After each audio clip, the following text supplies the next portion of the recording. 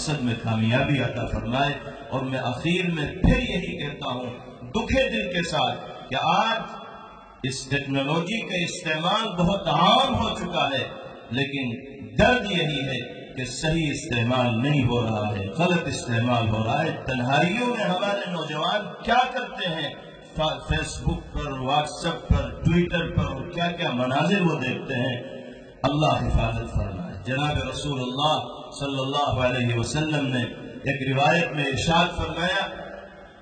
کہ قیامت کے دن ایسے لوگوں کو لایا جائے گا جن کی نیکیاں پہاڑوں کے برابر ہوں،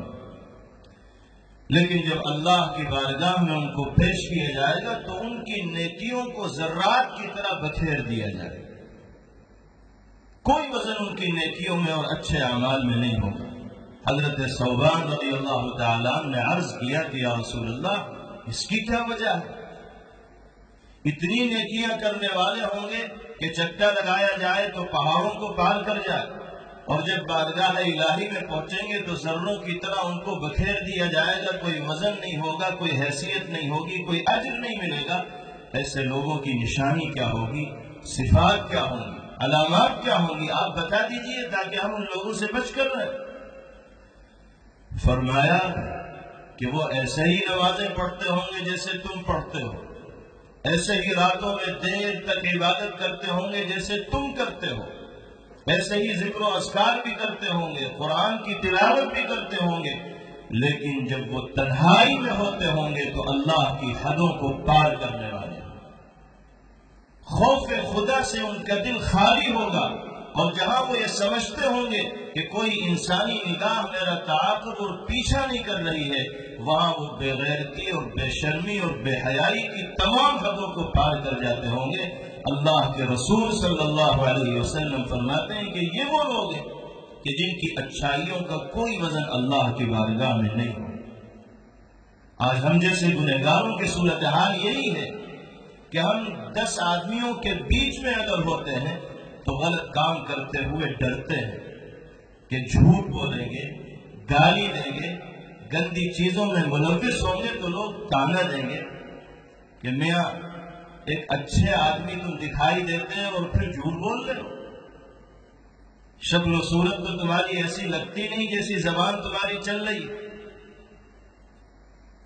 انسانوں کے تانے سے بچنے کے لیے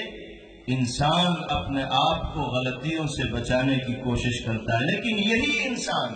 جب بند کمرے کے اندر ہوتا ہے، جہاں اسے یہ محسوس ہوتا ہے کہ کوئی مجھے دیکھنے والا نہیں، وہ ہوتا ہے اور اس کے ہاتھ میں موبائل ہوتا ہے، اس کی نگاہیں موبائل کی اسکرین پر جمی ہوئی ہوتی ہیں، موبائل میں انٹرنیٹ کا وہ استعمال کرتا رہتا ہے، کہاں کہاں وہ جاتا ہے، کن کن گندگیوں پر اس کی نگاہ پڑتی ہے، تفصیل میں جانے کی ضرورت نہیں۔ اللہ کے حدود کو وہ پار کرنے والا ہے تنہائیوں میں۔ جناب رسول اللہ صلی اللہ علیہ وسلم نے یہ سخت وعید ایسے لوگوں کے لیے بیان فرمائی ہے، اگر یہی صورتحال ہماری رہی تو دنیا میں چاہے کچھ کر کے جائیں، ساری نیکیوں کے اوپر اللہ کی بارگاہ میں پانی پھر جائے۔ اللہ ہم سب کی حفاظت کرے، خاص طور پر امت کے نوجوانوں کی حفاظت کرے، نوجوان لڑکوں اور لڑکیوں کی حفاظت کرے جو قوم کا قیمتی سرمایہ ہے، قوم کا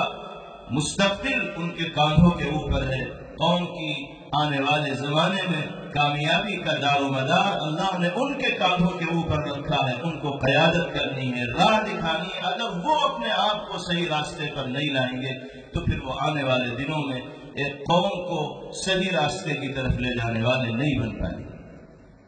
یہ کوشش اسی بدلاؤ کو لانے کی ہے،